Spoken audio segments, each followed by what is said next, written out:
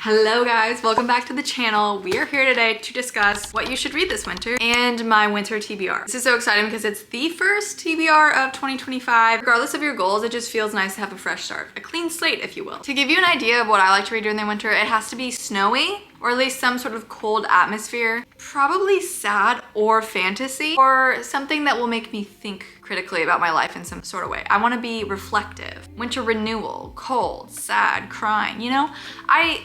So a lot of these books reflect that in some way, shape, or form, or they were ones that I was recommended to read during the winter and they're on my TBR now. So let's get into it. Starting off strong with my current read, A Killing Cold by Kate Alice Marshall. This is Book of the Month's January pick, or one of them. It is a winter thriller. It is about Theo. Her brand new fiance's family is quite wealthy and she gets invited to their mountain, I can't even say cabin, it's more like multiple cabins, their mountain estate for their annual family retreat. And when she gets there, things start to feel a little bit strange. She thinks someone's following her. She's getting weird text messages. She also starts to wonder if she has been there before. She also has some mystery behind her that we don't know about. I'm 70 pages in. She keeps talking about her past and there's some memories that keep bubbling up that are quite concerning. It's so good. It's very snowy. The winter atmosphere is hitting exactly how I want it to. And I'm gonna recommend this already. I mean, who knows, it could go downhill from here, but it has a really high rating on Goodreads right now. It's a new release. And if you wanted to go sign up for Book of the Month, like feel free. This is not even sponsored. I do make content for them, but this is not sponsored in any way, shape, or form. I just genuinely like them and read their books.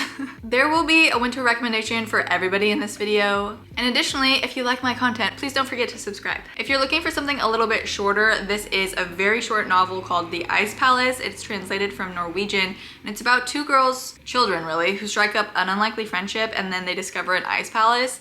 It's a little bit weird and can be hard to follow at times, but the winter atmosphere is just peak in this. And then we have two more that I've read, and these ones are not for the faint of heart because they will make you sad. The Nightingale by Kristen Hanna. If you haven't read this, I really don't know where you've been. It's a fantastic book. It's about two sisters during World War II in Europe. It's completely devastating. It's about strong women. It's about resilience. It's about the war. It is about love. It is one of the hardest books to read because of the emotional content, but it's such a powerful book and it's such a powerful story about powerful women, strong women, and one of the best historical fiction books ever, in my opinion, and a lot of people agree because it's very popular.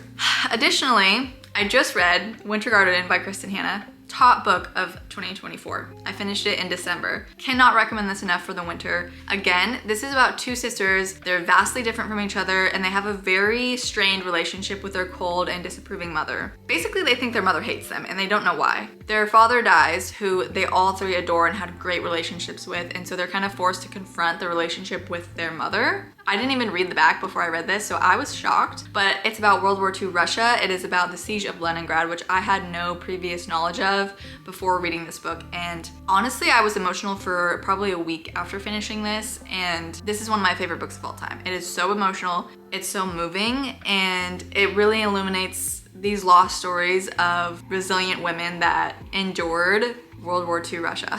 And I've never read anything like this aside from The Nightingale. Kristen Hanna, I love her. Also, apparently she lives in the Seattle area, so I live near her, which is cool. Now we're gonna get into the books that are on my winter TBR, and it's a little bit more ambitious than it should be, but what is a TBR if you don't make it a little bit lengthy? You know, then I can pick and choose. So first up, we have a fantasy that is also set in Russia. It is set in the Russian wilderness in winter. This is The Bear and the Nightingale by Catherine Arden. It's a fantasy novel. It's supposed to be about monsters. It's a beautiful, deep winter story full of magic, monsters, and the sharp edges of growing up. I'm sold. Then we have Winter by Ali Smith. Ali Smith has written all of those books that are like autumn, summer, spring, winter, and I don't really know what they're about other than the season. And I'm really just looking for winter vibes, and this seems like it's gonna give winter vibes. It's literally called winter. If we don't talk about winter, then I don't know what to tell you. I actually just picked this up from Pals when I was in Portland last weekend. Spoiler, I am moving in like a month. So soon the background of these videos is gonna change. Vicious by V.E. Schwab. Everybody says to read this during the winter and I don't know why. I don't know if it has winter atmosphere. I know that it's fantasy. I think it's about an assassin. Victor and Eli started out as college roommates, brilliant, arrogant, lonely boys who recognized the same sharpness and ambition in each other. In their senior year, a shared research interest in adrenaline, near-death experiences, and seemingly supernatural events reveals an intriguing possibility that under the right conditions, someone could develop extraordinary abilities. But when their thesis moves from the academic to the experimental, things go horribly wrong. Interesting. Don't know how that's wintry, but people have recommended it during the winter, so it's on my TBR. It's also just been on my TBR for a while, and I was looking for an excuse to read it.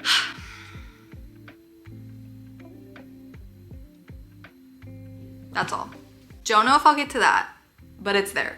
I'm thinking about it. Babel by R.F. Kuang. This cover just gives me winter, and I've also seen people on TikTok sobbing over this book. It's dark academia, it's fantasy, and I think it's the right vibe to read it in the winter time. This book might finally have its moment. I have another wintry fantasy recommendation for you guys. I haven't read this yet, but I've heard good things, The Fox Wife. And I mean, the cover, it's giving dead of winter, so let's go. Some people think foxes are similar to ghosts because we go around collecting cheat, but nothing could be further from the truth. We are living creatures just like you, only usually better looking. What? Okay, so foxes are gods in this, and they can transform themselves into beautiful creatures, and they might be luring people to their death. Okay. Last on this list, but probably most important to me on this list, Straight Alone by Kristen Hanna. It's another Kristen Hanna read. This one is set in Alaska, and from my understanding, a family decides to up and move to Alaska and kind of live a simple life, but it comes with harsh winters, and this is them preparing to endure a long, cold, dark winter in Alaska in 1974, paired with interesting family dynamics. And I'm so excited to read this. I literally can't wait. I do have one more. I want to read the Beartown series by Frederick Bachman. Again, another perfect winter read. Have yet to read this series, and winter is the perfect time to do so. Let me know what winter recommendations you guys have in the comments below, and I hope to see you all in my next video. Bye!